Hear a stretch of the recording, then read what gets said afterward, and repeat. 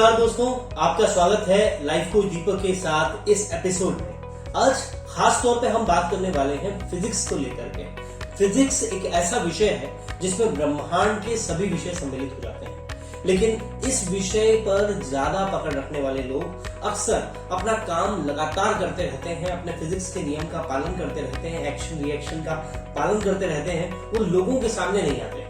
आज हम ऐसे ही तरीके से एक बार फिर फिजिक्स टीचर के साथ में उपलब्ध हैं जो कि आईआईटी जेईई के लिए बच्चों को तैयारी करवाते हैं, और न सिर्फ वो आईआईटी और जेईई के लिए बच्चों को तैयार करते हैं बल्कि उनके संपूर्ण विकास को लेकर के हमेशा अपना प्रयास अनंत तौर तक करते हैं। इस अनंत और इस इंफिनिटी की यात्रा में आज हमारे साथ हैं प्रोफेसर मनीष वर्मा, जो कि एक लेक्चरर है, मेंटोर है और एंटरप्रेन्योर है इंफिनिटी एजुकेशन से। मनीष जी, आपका स्वागत है। नमस्कार मनीष जी, आप अपने बारे में कुछ बताइए, इस जर्नी के बारे में बताइए, कैसे आप बच्चों को सिखाना शुरू किया आपने और किस तरह से आप इस कोचिंग बिजनेस में आए। देखिए, अगर जर्नी की हम बात करें तो मैंने टीचिंग ईयर 2003 से ही स्टार्ट किया था। जब मेरा ग्रेजुएशन जस्ट एंड ही हुआ होगा, तब से घर से एक छोटे से कमरे से स्टार्ट किया था। आसपास के बच्चों को पढ़ाने से जो यात्रा वहाँ से जो शुरू हुई है वो ये इन्फिनिटी एजुकेशन बनने तक जारी है। तो इन्फिनिटी एजुकेशन की शुरुआत हुई 2017 से, जब से मैंने अपना खुद का इंस्टीट्यूट जो है वो एस्टैब्लिश किया। इसके पहले कई नामी कॉलेजेस में और इंस्टीट्यूट्स में टीचिंग की, as a mathematics lecturer, as a physics lecturer also. So बस यही रहा। यूं अगर हम स्टोरी अगर देखें तो फिर वो स्टोरी काफ़ी लंबी होती है दीपक जी। एक छोटे से 8x8 के कमरे से लेकर के तो ये 1500 स्क्वायर फीट का जो एजुकेशन सेंटर है, यहाँ तक में काफ़ी कुछ रहा, काफ़ी स्ट्रगल रहा यहाँ तक जाने के लिए।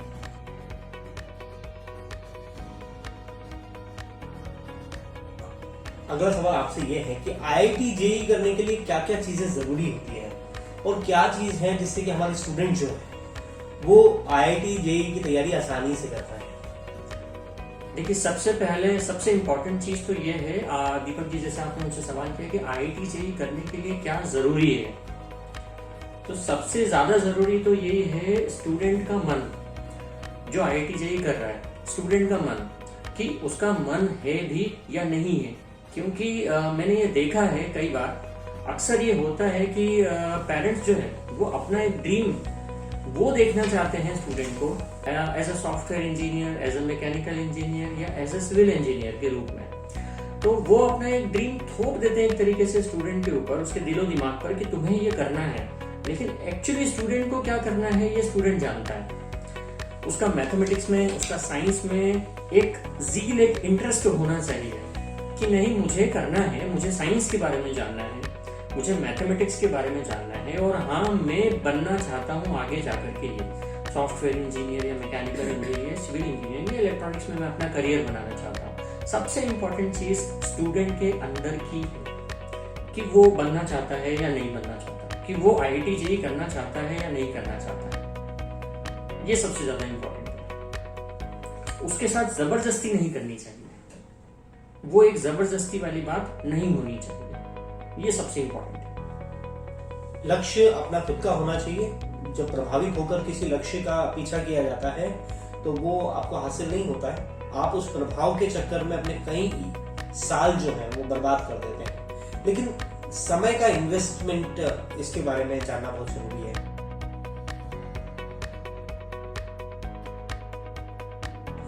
मनीष जी, आप ये बताइए कि आईआईटी जेईई में कितने घंटे स्टूडेंट्स को पढ़ना जरूरी है, कितना समय देना जरूरी है? देखिए, ये एक बहुत ही कॉमन क्वेश्चन है जो हर पेरेंट्स और हर स्टूडेंट के मन में होता है, और वो मुझसे पूछते भी हैं कि हम कितने घंटे पढ़ाई करें। जब काउंसलिंग के समय पेरेंट्स आते हैं स्टूडेंट के साथ में एडमिशन के टाइम पर, तो उनका ये अक्सर सवाल होता है कि सर कितने घंटे पढ़ना पड़ेगा इसको आईआईटी जेईई करना है। देखिए, मेरा जवाब सिंपल सा यही होता है कि एक स्टूडेंट अगर चाहे तो वो डेली 3 घंटे पढ़ के भी आईआईटी जेईई क्रैक कर सकता है। अदरवाइज 12 घंटे पढ़कर भी आईआईटी क्रैक होती नहीं है कई स्टूडेंट्स। तो इम्पोर्टेंस ये है कि जो समय है आपके पास में, जितना भी अवेलेबल टाइम है, उस टाइम का सही यूज करना है। अगर हम चाहें तो हम डेली, मैंने कहा 3 से 4 घंटे पढ़ाई करके भी आप IIT JEE क्लियर कर सकते हो अगर आप चाहें तो, ठीक है।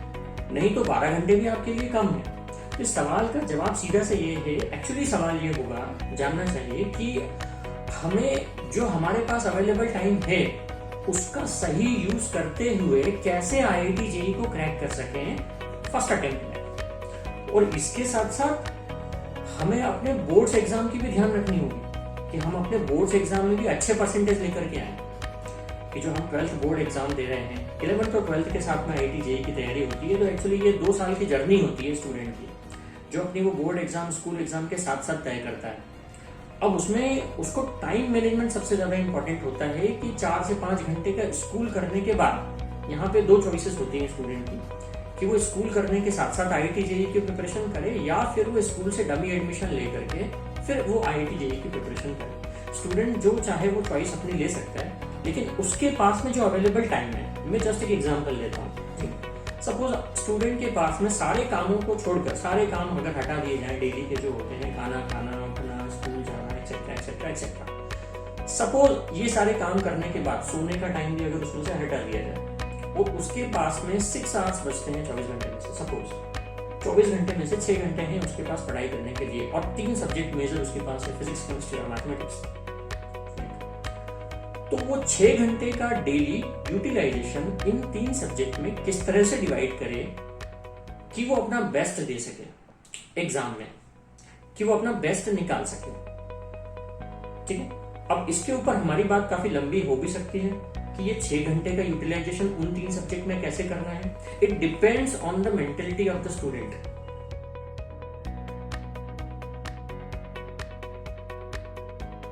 तो बात यहाँ पर हो गई कि कितने घंटे उसको पढ़ाई करना चाहिए, किस मेंटल स्ट्रेटेजी के साथ उसको पढ़ाई करना चाहिए और क्या दिमाग में रखना चाहिए। लेकिन आपने कहा कि 11वीं 12वीं के साथ पढ़ाई हो सकती है, तो क्या मैंने सुना है कि ड्रॉप लेकर भी पढ़ाई करते हैं कुछ बच्चे, और 11वीं 12वीं के साथ भी IIT की प्रिपरेशन करते हैं, तो क्या सही है और क्या करना चाहिए बच्चों को? देखिए, ये भी एक क्वेश्चन होता है स्टूडेंट और पेरेंट्स के दिमाग में कि हम 11th-12th के साथ प्रिपरेशन करें, या फिर हम 11th और 12th क्लियर करने के बाद में अच्छे नंबरों से फिर ड्रॉप लेकर के कोचिंग करके और फिर प्रिपरेशन करके करें IIT JEE की। देखिए, यहाँ पर मैं ये कहना चाहूँगा कि जो स्टूडेंट ये सोचते हैं कि हम 12th पहले क्लियर कर लें अच्छे मार्क्स के साथ, ताकि हमारा फोकस रहे बोर्ड्स पर, और उसके बाद फिर हम ड्रॉप लेके 1 साल कंप्लीट IIT JEE की प्रिपरेशन करेंगे, ठीक है, ताकि हमारे पास पूरा समय हो, ठीक है। लेकिन जो डेटा है वो ये कहता है, रिसर्चेस ये कहती हैं कि वो स्टूडेंट जो 11th और 12th के साथ साथ IIT JEE की प्रिपरेशन कर रहे हैं और उन्होंने 12th की एग्जाम के साथ ही IIT JEE की एग्जाम्स भी दिए हैं, उनका सिलेक्शन ज्यादा होता है, ठीक है, एज कंपेयर टू ड्रॉपर्स। इसके पीछे एक मेंटेलिटी ये काम करती है, थोड़ा सा ये रीजन है साइकोलॉजिकल, कि जो स्टूडेंट 12th क्लियर कर लेते हैं और फिर ड्रॉप लेकर के वो सिर्फ IIT JEE के लिए, कॉम्पिटिटिव एग्जाम के लिए प्रिपरेशन कर रहे हैं, कहीं ना कहीं उनके माइंड में थोड़ा सा स्टडी को लेकर के ये आ जाता है कि अब मुझे कहीं कोई ऐसी फॉर्मल एग्जाम तो देनी नहीं है कि जिसका रिजल्ट आना है, ठीक है, वो कॉम्पिटिटिव एग्जाम है जो मुझे देनी है, JEE या फिर नीट। तो थोड़ा सा फोकस जो है वो वहां से हट जाता है। क्यों हट जाता है? क्योंकि वो टॉपिक्स स्टूडेंट के पिछले 2 साल में पढ़े हुए होते हैं, वही टॉपिक को वो ड्रॉपर बेस में फिर से पढ़ता है, तो थोड़ा सा उस बोर सा वो हो जाता है उन टॉपिक से पढ़ के। उसे ये लगता है कि ये तो मैंने पढ़ लिया है, ये तो मुझे आता है, इसको मुझे प्रिपेयर करने की जरूरत नहीं है। तो 50% से ज्यादा स्टूडेंट के दिमाग में ये चीज आ जाती है कि ये मेरा पढ़ा हुआ है, तो वो उसके ऊपर अच्छे से फोकस नहीं करता है।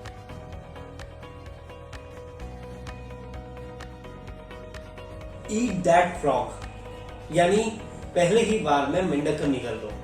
इस तरह की कहानी और इस तरह की जो बुक्स है मार्केट में अवेलेबल है, जिसमें कहा जाता है कि पहली बार में छक्का लगा दो।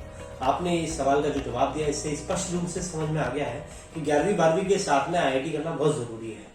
लेकिन एक बात और, कि कई लोग जो होते हैं वो कई बार कहते हैं कि ये जो IIT JEE है इसके लिए बहुत मेहनत करनी पड़ती है, दिन रात एक करनी पड़ती है, तब जाकर सिलेक्शन होता है, बहुत ज्यादा मेहनत में डूबना पड़ता है।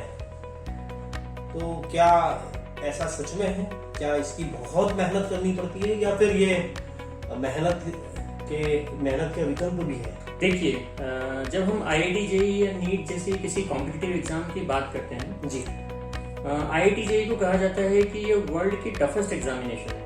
ओके। IIT JEE एडवांस जो एग्जामिनेशन होती है इंडिया में, कहा जाता है ये वर्ल्ड की टफेस्ट एग्जामिनेशन है। सभी लोग जानते हैं कि अगर हमें पहाड़ की चोटी पर पहुंचना है तो ये चोटी पर पहुंचने के लिए हमें दिख रहा है कि कोई पहाड़ की चोटी है तो उस पर जगह बहुत थोड़ी सी होती है जी।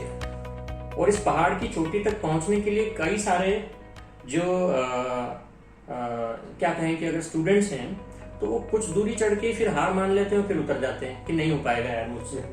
ठीक है, फिर कोई यहाँ तक चढ़ता है, फिर कहता है अरे यार नहीं हो पाएगा मुझसे, बहुत ज्यादा मेहनत लग रही है, फिर वो वापस उतर गया। कोई यहाँ तक जाके डीमोटिवेट हो गया। लेकिन जिसने अपनी जो मन की शक्ति है, जिसको हम अपने आप से बोल के रखा है, संकल्प लेके रखा हुआ है कि नहीं मुझे वहां तक पहुंचे बिना कुछ सोचना ही नहीं है, तो बात अगर मेहनत की आती है, लोग कहते हैं कि IIT JEE के लिए दिन रात मेहनत करनी पड़ती है, तो जी हाँ सही है, मेहनत तो करनी ही पड़ेगी आपको, क्योंकि आपको उस टॉप लेवल तक जाना है। अगर आप ये चाहते हैं कि आपको उस टॉप लेवल तक नहीं जाना है, नीचे ही संतुष्ट रह लेना है, ठीक है, कि मेंस क्लियर करके ही संतुष्ट रह लेना है, या फिर मेंस में थोड़े बहुत नंबर आ जाए और हमें कोई ठीक ठाक सा कॉलेज मिल जाए उसी में संतुष्ट होना है, वो अगर हमने मेंटेलिटी बना ली है, ठीक है, तो फिर कोई बात ही नहीं है फिर आगे बोलने वाली। तो मेहनत करनी पड़ेगी, बहुत ज्यादा मेहनत करनी पड़ती है, हाँ ठीक है करनी पड़ती है, यहाँ तक पहुंचने के लिए आपको उतनी मेहनत करनी पड़ेगी। लेकिन अब आपने पूछा कि क्या कोई उसका विकल्प है, तो विकल्प तो हम खुद ही हैं। जो स्टूडेंट उस एग्जाम के लिए ये संकल्प उसने ले लिया, जब भी उसने 11th में एडमिशन लिया और जैसे ही उसने फिजिक्स, केमिस्ट्री, मैथमेटिक्स ये सब्जेक्ट सिलेक्ट किया और उसने ये ऑप्ट किया कि मुझे IIT JEE एग्जामिनेशन में बैठना है, ठीक है, सिर्फ बैठना नहीं है, क्योंकि कई स्टूडेंट सिर्फ ये सोच के कि मुझे बैठना है, देखेंगे अगर क्लियर हो जाएगी तो ठीक है, देखेंगे नहीं। अगर जब तक आप अंदर से नहीं चाहते हैं कि नहीं मैं क्लियर करके ही निकलूंगा, तो फिर मत बैठिए, मत लीजिए PCM और उसको अटेम्प्ट भी मत कीजिए, ठीक है। अगर आपने ये 100% सोचा हुआ है कि नहीं मुझे उसे क्लियर करना है, मुझे वहां तक पहुंचना है, टॉप पे उस पहाड़ की चोटी तक पहुंचना ही है, तो ही लीजिए, अदरवाइज मत लीजिए, क्योंकि मेहनत तो करनी पड़ेगी, उसका कोई विकल्प नहीं है, मेहनत का कोई विकल्प नहीं होता है, ठीक है। लेकिन मेहनत अगर हम सही डायरेक्शन में करेंगे, मैंने कहा कि पहाड़ की चोटी यहाँ पे है, आप यहाँ की डायरेक्शन में जाइए, लेकिन आप पूरी मेहनत कर रहे हैं, लेकिन आपकी डायरेक्शन इधर ना होकर के उधर है। अब जब आप उस डायरेक्शन में चलेंगे तो कितनी भी मेहनत कर लीजिए, आप चोटी तक नहीं पहुंचेंगे, आप पहाड़ के आसपास घूमते रहेंगे, सही है। तो direction is must, direction is must. आप 12 घंटे डेली मेहनत कर रहे हैं, पढ़ाई कर रहे हैं, लेकिन क्या है कि आपकी डायरेक्शन सही नहीं है। अगर डायरेक्शन सही नहीं है तो जो आपको मिलना चाहिए वो आपको कभी नहीं मिलेगा, आप उसके आसपास घूमते रहेंगे। मैंने कहा ना, आपको पहाड़ की चोटी तक पहुंचना है, आपको इस डायरेक्शन में जाना पड़ेगा तो आप यहाँ पहुंचेंगे। लेकिन अगर आपकी डायरेक्शन थोड़ी सी वैसी हो गई है तो क्या आप यहाँ पे कभी पहुंचेंगे? कभी भी नहीं पहुंचने वाले, है ना। तो ठीक है, 12 घंटे, 13 घंटे, 14 घंटे, जो जितने भी बोलता है कि आपको इतने घंटे पढ़ाई करनी पड़ेगी, उतने घंटे पढ़ाई करनी पड़ेगी, तो कभी घड़ी मत देखिए प्लीज, घड़ी देख के पढ़ाई मत कीजिए। मेहनत करनी पड़ेगी, वो दिमाग में सेट मत कीजिए कि कितने घंटे पढ़ना है, ठीक है। उससे अपने आप को फ्री रखिए, बस लग जाइए। जैसे कि वो गीता का श्लोक है काफी फेमस, कि कर्म कीजिए और फल की चिंता मत कीजिए, ठीक है। तो सही डायरेक्शन में आप बस कर्म करते जाइए अपना, जैसा कि आपको आपके टीचर्स ने, गुरुओं ने बोला है, जैसा उन्होंने कहा है, आप उस चीज को फॉलो करते रहिए और एक ना एक दिन आप उस लक्ष्य तक जरूर पहुंचेंगे। एक ना एक दिन नहीं, सही समय पर पहुंचेंगे, ठीक है ना। तो देखिए, मेहनत करनी है आपको और लग के करनी है मेहनत, टाइम सेट करके नहीं करनी है, दिमाग पे लोड लेके नहीं करनी है। कोई भी काम दिमाग पे लोड लेके नहीं करना है, क्योंकि अगर आपने शुरुआत से ये लोड ले लिया कि मुझे तो अगले 2 साल डेली 12 घंटे के लिए पढ़ाई करनी है, तो फिर ठीक है, पहले ही दिन आप हार मान लेंगे, ठीक है। तो कोई आज दिमाग में सेट मत कीजिए, पहले ही दिन से 12 घंटे पढ़ने की कोई जरूरत नहीं होती है। ये सबसे इंपॉर्टेंट चीज है सर, पहले दिन से 12 घंटे पढ़ने की कोई जरूरत नहीं है। ये जो शुरुआत होती है ये 2 से 3 घंटे की होती है, और फिर इसको धीरे धीरे धीरे धीरे धीरे धीरे आप अपनी कैपेसिटी के अकॉर्डिंगली बढ़ाते जाइए।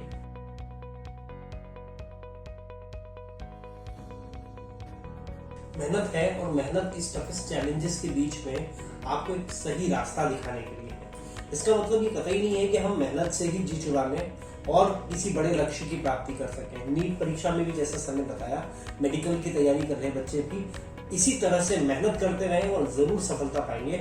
अगला सवाल हमारा सर से ये है कि सर, जैसा आपने बताया कि डायरेक्शन नहीं खोना है, तो डायरेक्शन देने के लिए किसी मेंटोर का होना बहुत जरूरी है। और बस यही पूछना चाहेंगे कि क्या नीट या IIT JEE जैसे एग्जाम जो है उसके लिए कोचिंग होना बहुत जरूरी है? देखिए, IIT JEE या नीट जैसी किसी कॉम्पिटिटिव एग्जाम के प्रिपरेशन के लिए कोई ज़रूरी नहीं है कि आप किसी कोचिंग को ज्वाइन करें, ठीक है, या आप कहीं क्लास ज्वाइन करें तो ही आप IIT JEE या नीट एग्जाम क्लियर कर पाएंगे। ऐसा कोई ज़रूरी नहीं है। आपने न्यूज़ में देखा होगा, ठीक है, समाचार में पढ़ा होगा कि एक ऑटो रिक्शा वाले के बच्चे ने IIT JEE जैसी एग्जाम क्लियर की, ठीक है, बिना किसी कोचिंग के। कई सारे एग्जाम्पल सेट हैं कि बिना किसी क्लास के, बिना किसी मेंटोर के, बिना किसी कोचिंग के ऐसी बड़ी एग्जाम्स को स्टूडेंट्स ने क्लियर किया है, ठीक है। मैं एक सिंपल सा एग्जाम्पल आपको देना चाहूंगा एकलव्य का। एकलव्य ने द्रोणाचार्य की क्लास ज्वाइन नहीं की थी, उनका आश्रम ज्वाइन नहीं किया था धनुर्विद्या सीखने के लिए। उन्होंने सिर्फ क्या किया था, द्रोणाचार्य की प्रतिमा बना करके, ठीक है, उसी के सामने सिर्फ क्या किया, अभ्यास किया। जैसे द्रोणाचार्य अपने स्टूडेंट्स को, पांचों पांडवों को धनुर्विद्या सिखाते थे और उनके सबसे प्रिय जो छात्र थे वो थे अर्जुन, ठीक है, सबसे प्रिय छात्र थे अर्जुन। तो द्रोणाचार्य ये समझते थे कि अर्जुन बेस्ट धनुर्धर है, ठीक है। उन्हें एकलव्य के बारे में पता ही नहीं था कि उन्हें देख देख के एकलव्य भी वो धनुर्विद्या सीख रहा है, सिर्फ उन्हें देखते हुए, बिना उनकी क्लास को ज्वाइन किए। ये अब यहाँ पे क्या है कि एकलव्य की जो क्षमता है, वो जो जील है अंदर सीखने का, जुनून है, वो सबसे इंपॉर्टेंट है। अगर स्टूडेंट के अंदर वो जुनून है सीखने का, वो जील है, और अपने आप से उसने ये संकल्प ले रखा है कि मुझे इस तरह की जो एग्जाम है, ठीक है, वो क्लियर करना है, और अपने दिमाग में कुछ भी नेगेटिव थॉट्स उसने नहीं पाले हुए, तो ये पॉसिबल है कि बिना कोचिंग के, बिना किसी मेंटर के आप उस एग्जाम को क्लियर कर सकते हैं। तो कोई जरूरी नहीं है किसी कोचिंग को ज्वाइन करना है, किसी मेंटर का होना। सिर्फ क्या इंपॉर्टेंस रखता है कि आप अपने आप के प्रति कितने ईमानदार हैं, ठीक है, और आपको जो सीखना है उसके लिए आपके पास में प्रॉपर मटेरियल है कि नहीं, प्रॉपर कंटेंट है कि नहीं है, ठीक है, उसकी अवेलेबिलिटी है कि नहीं है, और उसकी अवेलेबिलिटी के साथ साथ एक सीक्वेंस में आप उसको प्रिपेयर करते जा रहे हैं या नहीं, वो सीक्वेंस को मेंटेन रखना। अब चूंकि जब आप एक कोचिंग को या किसी मेंटर को ज्वाइन करते हैं तो वो आपको सिखाने के बाद आपसे कहता है कि आप उसकी प्रैक्टिस करें, और जब आप उसकी प्रैक्टिस कर लेते हैं तो वो आपका टेस्ट लेते हैं। तो वैसे ही एक सेल्फ टेस्ट आप खुद का लीजिए पूरी ईमानदारी के साथ में, ठीक है, छोटे छोटे पार्ट्स में देकर के, उन छोटे छोटे पार्ट्स में लेकर के जब आप अपना टेस्ट ले लेते हैं, ठीक है, और फिर ये देखते हैं कि नहीं आप उसमें प्रिपेयर होते जा रहे हैं या नहीं होते जा रहे हैं, तो वो सबसे ज्यादा इंपॉर्टेंट है, खुद के साथ में ईमानदारी रखना। तो सिंपल सा इस क्वेश्चन का एक जवाब यही है कि कोई जरूरी नहीं है किसी कोचिंग को ज्वाइन करना, ठीक है, IIT JEE जैसी या नीट जैसी एग्जाम को क्लियर करने के लिए जरूरत है ईमानदारी की, और उस जुनून की, उस जील की अपने अंदर।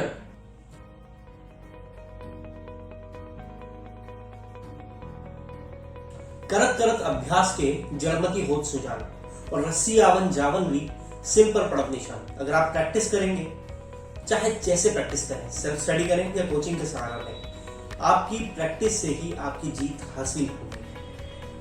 कई बार ऐसा होता है कि कोचिंग एक अनिवार्य इशू हो जाता है। कई बार बच्चों को लगता भी है कि हमें डायरेक्शन मिल रही है तो हम क्यों ना लें, हमारा समय बचेगा।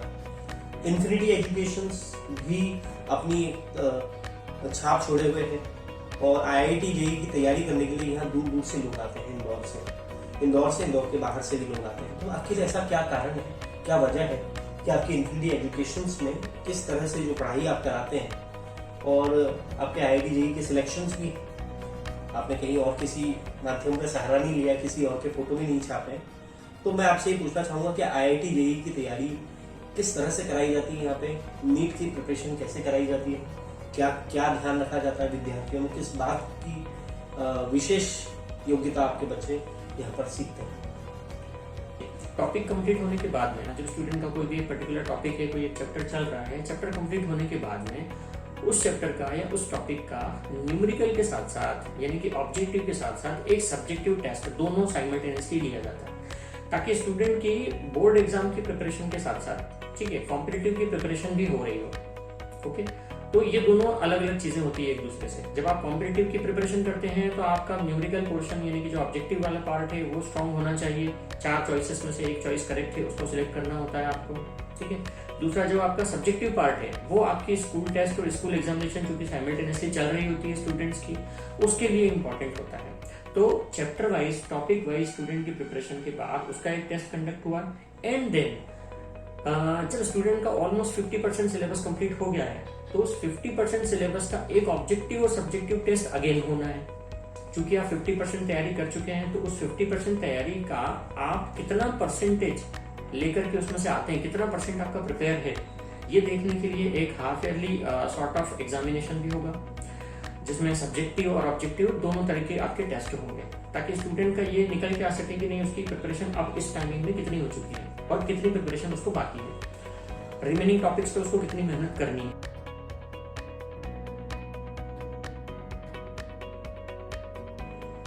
स्टडी करने के साथ साथ फिजिक्स, केमिस्ट्री और मैथमेटिक्स को डीप स्टडी करने के साथ साथ जो कंटेंट है उस कंटेंट को हमारी रियल लाइफ से भी रिलेट करना। जो भी हम कंटेंट पढ़ रहे हैं फिजिक्स में, केमिस्ट्री में या मैथमेटिक्स में, उस कंटेंट को अपनी रियल लाइफ से कनेक्ट करके फिर समझ के अगर हम प्रैक्टिस करते हैं तो वो कंटेंट हमको ज्यादा अच्छे से समझ में आता है, जल्दी समझ में आता है और हमको उसकी एक डीप नॉलेज मिलती है।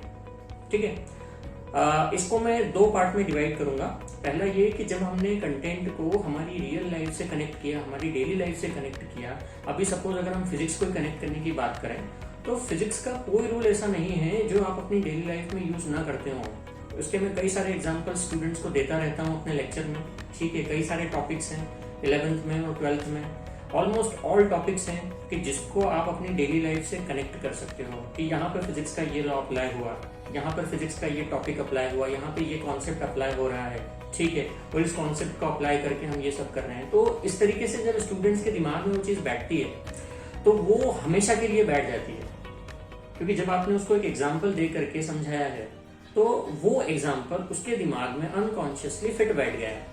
अब जब भी वो उसको रिकॉल करेगा तो साथ में वो एग्जाम्पल भी क्या होगा, रिकॉल होगा और उसको तुरंत समझ में आ जाएगा कि हाँ एक्चुअली क्या था कॉन्सेप्ट, है ना। तो एक तो ये पार्ट हो गया इस तरीके से समझने का फिजिक्स और केमिस्ट्री को। मैथमेटिक्स में थोड़ी प्रॉब्लम आती है कि देखिए मैथमेटिक्स में हम हर चीज को डेली लाइफ से रिलेट नहीं कर सकते यहाँ, ठीक है, क्योंकि मैथमेटिक्स एक कैलकुलेटिव पार्ट हो गया, ठीक है, थोड़ा सा वो आपका क्या कहें कि प्रैक्टिस वाला एक पार्ट हो गया है। उसको जितना अपन मैक्सिमम कर सकते हैं कनेक्ट, उतना मैक्सिमम कनेक्ट कर सकते हैं। मैथमेटिक्स में लिमिटेशंस आ जाती हैं, फिजिक्स केमिस्ट्री में लिमिटेशंस नहीं रहती हैं, केमिस्ट्री में भी कुछ लिमिटेशंस आ जाती हैं, लेकिन फिजिक्स में चूंकि मैं पर्सनली फिजिक्स के लेक्चर्स लेता हूं तो मैं कहता हूं कि नहीं, पर्सनली फिजिक्स में तो कोई लिमिटेशन नहीं है, आप हर टॉपिक को रिलेट कर सकते हैं, ठीक है। केमिस्ट्री वाले सर और मैथमेटिक्स वाले जो फैकल्टी हैं वो ज्यादा अच्छे तरीके से समझा पाएंगे कि वो अपने किसी टॉपिक को कैसे कनेक्ट करते हैं, ठीक है। तो ये कनेक्टिविटी बनती है।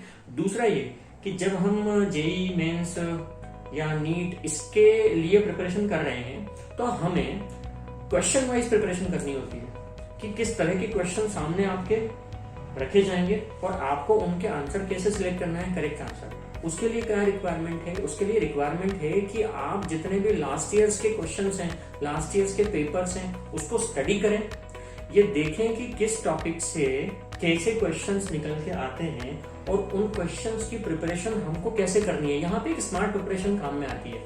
आपको लेबोरियस नहीं बनना है, आपको सबके पीछे नहीं पढ़ना है, आपका एक पर्टिकुलर टॉपिक से किस टाइप के क्वेश्चंस आ रहे हैं, कैसे क्वेश्चन बन सकते हैं, उसका वेटेज क्या है, ये सारी चीजों को ध्यान में रखते हुए हमको उसकी न्यूमेरिकल टाइप की प्रैक्टिस करनी होती है, ठीक है। हमें ऐसा भी नहीं करना है कि किसी एक 3 या 4 मार्क्स के टॉपिक के लिए हम बिल्कुल लगे पड़े हैं और हमने काफी सारा टाइम उसके लिए दे दिया है, ठीक है। ये बुद्धिमानी नहीं है, ठीक है। अगर कोई टॉपिक कम वेटेज का है और उसमें आपने देख रखा है कि लास्ट फ्यू ईयर्स में इस टाइप के क्वेश्चंस आए हैं, आप उसकी प्रिपरेशन करें, आप उसको उतना ही टाइम दें जितना उसकी नीड है, उससे ज्यादा नहीं। जो ज्यादा वेटेज वाले टॉपिक हैं जिनमें वेराइटीज काफी सारी हैं, ठीक है, उन टॉपिक्स के क्वेश्चंस को आपको ज्यादा टाइम देना पड़ेगा, इन डेप्थ स्टडी करनी पड़ेगी। यहाँ पे वो चीज भी काम नहीं आएगी, ये चीज मैं क्लियर कर दूं कि आपने उसको किसी एक डेली लाइफ के जो अपना डेली लाइफ होता है उससे कनेक्ट करके देखा था, तो वहां पे वो चीज आपके काम वहां नहीं आने वाली। क्यों नहीं आने वाली? क्योंकि यहाँ पे आपको थोड़ा सा न्यूमेरिकल होना है, और चूंकि आपको न्यूमेरिकल होना है तो वो न्यूमेरिकल कॉन्सेप्ट, वो सारे फॉर्मूलाज आपके माइंड में पहले से फिट होने चाहिए, वो आपको याद होने चाहिए, तभी जाकर के आप उसकी प्रैक्टिस कर पाएंगे, उसकी स्टडी कर पाएंगे।